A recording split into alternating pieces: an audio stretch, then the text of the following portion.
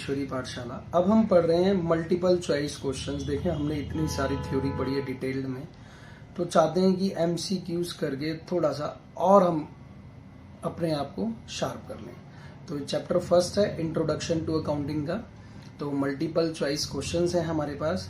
तो पहला क्वेश्चन हमारे पास है सेलेक्ट द करेक्ट अल्टरनेटिव है। तो फर्स्ट क्या है, बुक कीपिंग एंड अकाउंटिंग। ठीक है, means same and are used interchangeably, doesn't mean same and are not used interchangeably.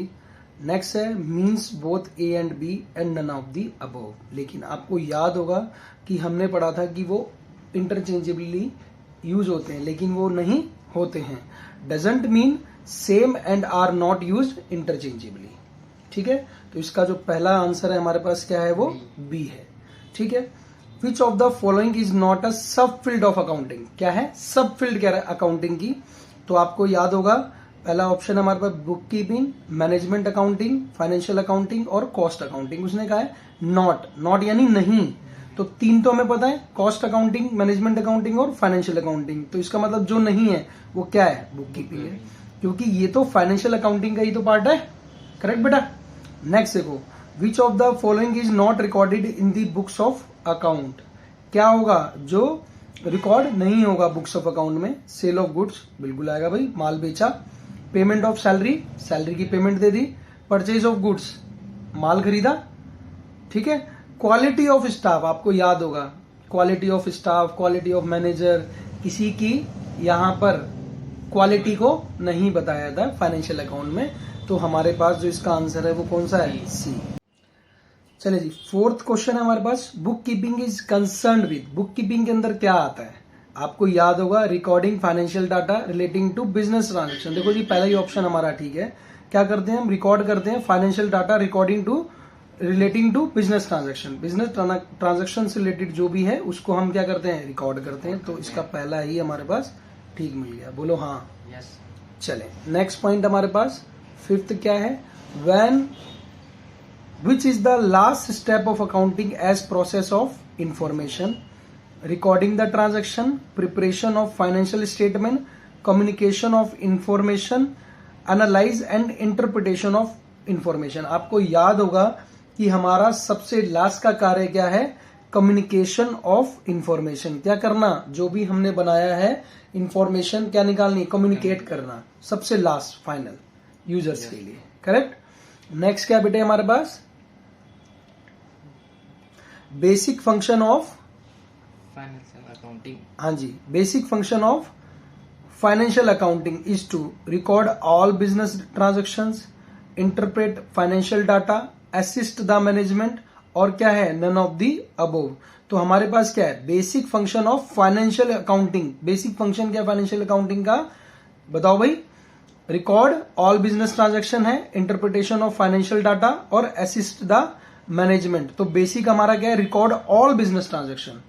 हमें क्या करना है, जितनी भी बिजनेस की ट्रांजेक्शंस हैं, बेसिक स्टार्ट, तो क्या हमारे पास, रिकॉर्ड ऑल बिजनेस ट्रांजेक्शन। देखें, transaction are posted into ledger accounts from vouchers, journal book, bank statement या none of these.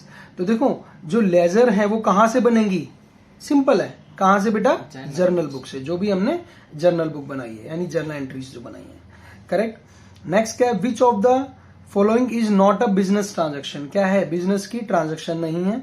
Purchase of goods for resale amounted to ₹50,000 है भाई, 50,000 रुपए का उसने माल खरीदा, किस लिए खरीदा, रीसेल के लिए। Paid salaries and wages amounted to ₹10,000, ये भी है, सैलरीज पेड करी और वेजेस दिए। Paid rent for office expense ₹5,000, ये भी है। कह रहा purchase a LED television for personal use. तो क्या है ये बिजनेस ट्रांजैक्शन नहीं है। तो हमारे पास इसका आंसर क्या है, डी। नेक्स्ट हमारे पास क्या है, देखें, which one is the advantages of accounting.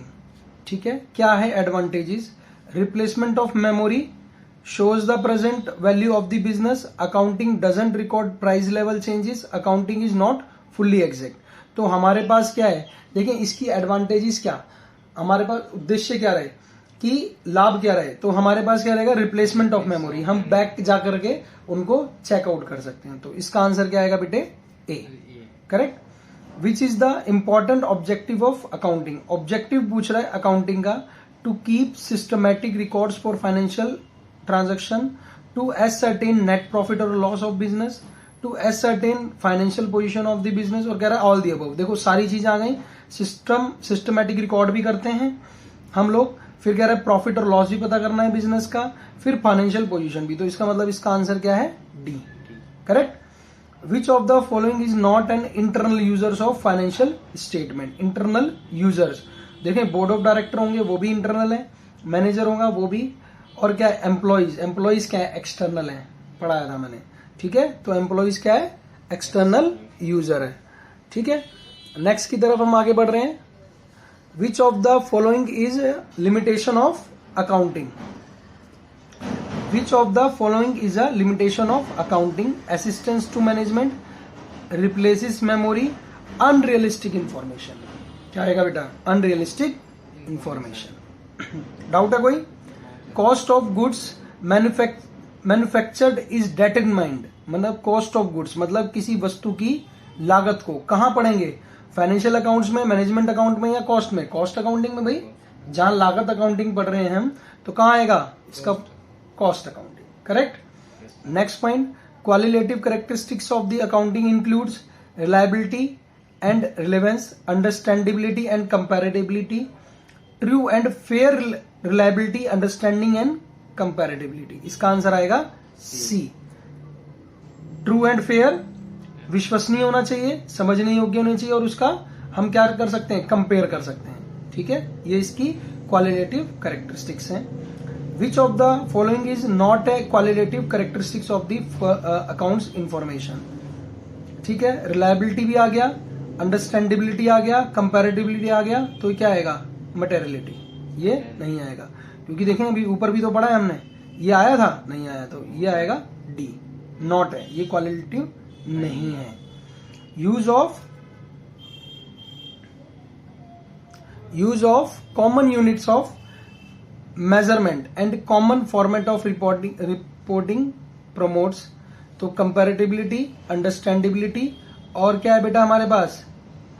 Reliability और relevance. Use of common unit of measurement and common format of reporting promotes, तो इसके अंदर क्या आएगा? कंपैरेटिबिलिटी, ताकि हम क्या कर सकते? कॉमन यूनिट क्या है कि मेजरमेंट क्या है कि हम कंपेयर करते हैं, पिछले वर्षों से कंपेयर कर सकते हैं, correct. Which qualitative characteristics of accounting information is reflected when accounting information is clearly presented?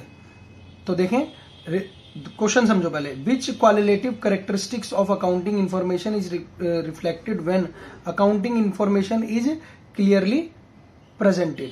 हमारे पास क्लियरली है, अकाउंटिंग इंफॉर्मेशन क्लियरली हमारे पास है, तो रिलायबिलिटी, रिलेवेंस, कंपैरेटिबिलिटी, तो हम हमारे लिए क्या आएगा? D, understandability. हम उसको आसानी से समझ सकते हैं, ठीक है बेटा। कोई डाउट है? No sir.